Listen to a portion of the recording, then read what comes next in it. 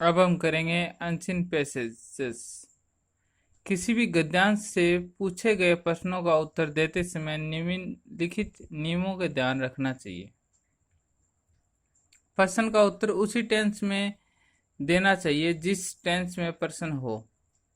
दिए गए पैसेज को एक बार पूरी तरह पढ़कर व्यक्तियों के नाम, स्थानों के नाम, तिथि, संख्या, घटना, उल्टे कोमा में रखे गए शब्दों का अंडरलाइन रेखांकित करना चाहिए, क्योंकि इन पर प्रश्न अवश्य बनते हैं। प्रश्न का उत्तर देते समय यह ध्यान रखना चाहिए कि यदि प्रश्न सेकंड पर्सन यू में हो तो इसका उत्तर फर्स्ट पर्सन आई या वी में देना है।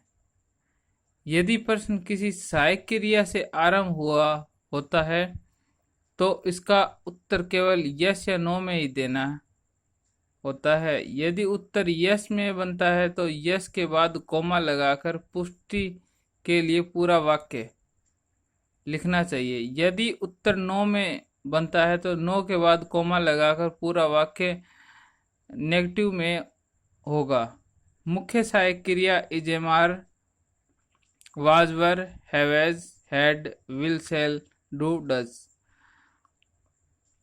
ये सभी टेंस ग्रुप हैं और इनको हमारी पिछली टेंस की वीडियो में देख सकते हैं कि कौन सी हेल्पिंग वर्ब कौन से टेंस में यूज की जाती है।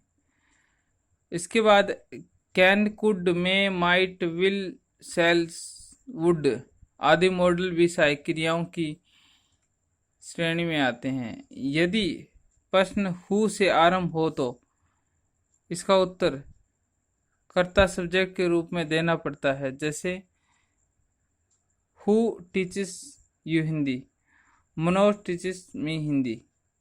यदि प्रश्न होम शब्द से आरंभ होता है तो इसका उत्तर कर्म इनडायरेक्ट ऑब्जेक्ट में के रूप में बताना पड़ता है, जैसे home do you teach, I teach Manoj.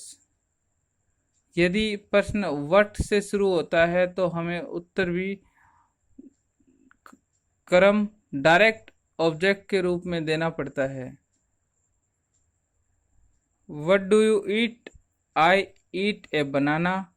When से प्रश्न आरंभ होने पर समय बताना पड़ता है, जैसे when do you go for a walk, I go for a walk at 6 o'clock। Where से प्रश्न आरंभ होने पर हमें स्थान बताना पड़ता है, जैसे where do you live, I live at Rewari.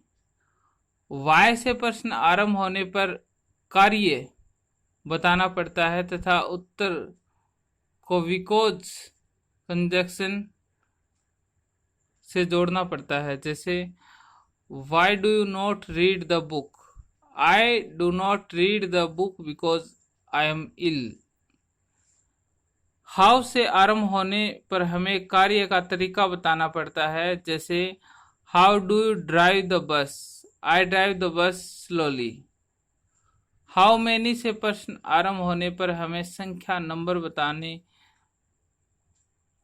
पड़ती है, जैसे how many girls are there in your class, there are 20 girl in my class.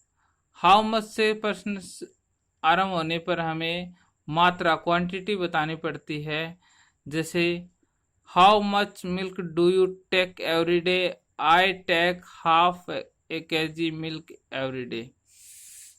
इसके अलावा प्रश्न के मुख्य शब्दों का मिलान पैसेज के शब्दों से करना चाहिए, जैसे शब्द का मिल जाने पर इन शब्दों के आसपास या आगे पीछे उस प्रश्न का उत्तर रहता है जिसे हम आसानी से ढूंढ सकते हैं। विशेष यदि प्रश्न किसी डब्ल्यूएच से बने प्रश्न शब्द से आरंभ होता है तो पास्ट इंडेफिनिट टेंस का है, तो निम्न अनुसार प्रश्न में सहायक क्रिया के बाद मुख्य क्रिया की बेस फॉर्म का आना जरूरी है।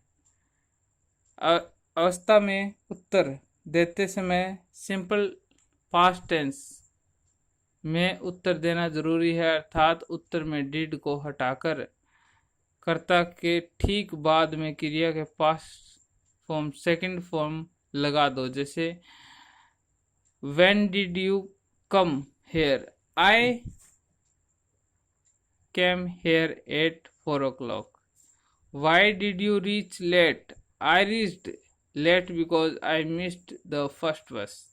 इस प्रकार के से तीसरा एग्जाम्पल है। इसी प्रकार से प्रश्न जिस टेंस में दिया है उसी टेंस में देने का अभ्यास करना चाहिए।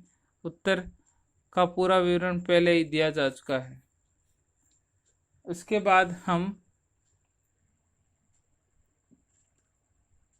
बाद ये एक पैराग्राफ है सॉल्व किया हुआ, इसमें क्वेश्चन आंसर भी हैं और आप इसको आराम से पढ़ सकते हैं। ध्यान से वीडियो को रोक कर देख सकते हैं, आराम से आगे पीछे करके भी देख सकते हैं और आराम से रोक कर भी देख सकते हैं।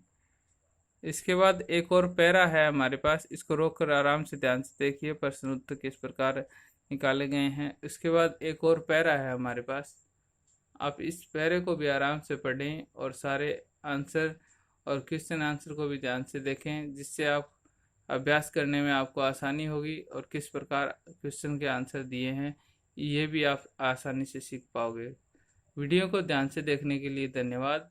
थैंक यू और वीडियो को शेयर किया करो। Thank you.